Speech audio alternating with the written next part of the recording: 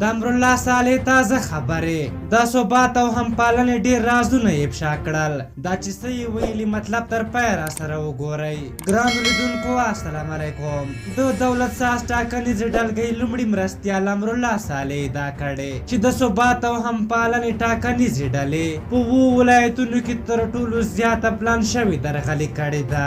ښاغلي صالح پر خپله فیسبوک پاڼه نن شنبه لیکلي کره ثبوتونه ښیي چې په ټولو ولایتونو کې د ثبات او همپالنې ډلې سازمان شوی او تر ټولو زیاته درغلي کړې ده او دغې ټاکنیزې ډلګۍ اوس د رسوایي او افشا کېدو له ویرې په 7 ولایتونو کې د ټاکنو دفترونه تړلي وو. نوموړي زیاته کړې په 7 ولایتونو کې د ټاکنو دفترونو په تړلو کې ولس هیڅ رول نه لري بلکې دا ټول کسان د ثبات او همپالنې د ټیم مشخواره دي. صالح زیاتوي ټاکنیز کمیسیونونه باید په پوره امانتدارۍ سره د ثبات او همپالنې د ټیم خورجین راوسپړي او خلکو ته د ښکاره کړي تر څو یې مختورن په ډاګه شي.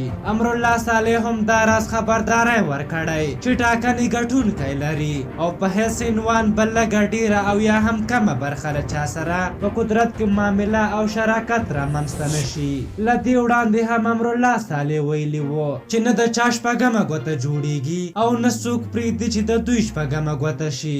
امرالله صالح دا خبرې په داسې مهال کوي چې عبدالله تېره شپه پر خپلو پلویانو غږ وکړ چې په 7 ولایتونو کې د ټاکنو دفترونه پرانیزي او د رایو د بیا شمېرنې اجازه ورکړي. خو نوموړي نن پروان ته په سفر کې ویلي د دې کار مطلب یې دا نه و چې له خپل دریځ څخه اوښتی دی. په هر حال د عبدالله خبرو او د هغه د ډلې تورنو ته اشرف غني تر دې دمه هېڅ غبرګون نه دی ښودلی او یوازې امرالله صالح او شاه حسین مرتضاوي دي چې هغوی ته ځوابونه ورکوي او لار یې ترې ورکه کړې ده. په هر حال تاسو د امرالله صالح د خبرو په هکله څه نظر لرئ؟ خپل نظرونه هم راته په کومنټ کې ولیکئ. که زموږ ویډیو مو خوښه شوې وي ضروري لایک کړئ. تر بلې ویډیو مو په نوي او بخښونکي خدای سپارم. د الله په امان.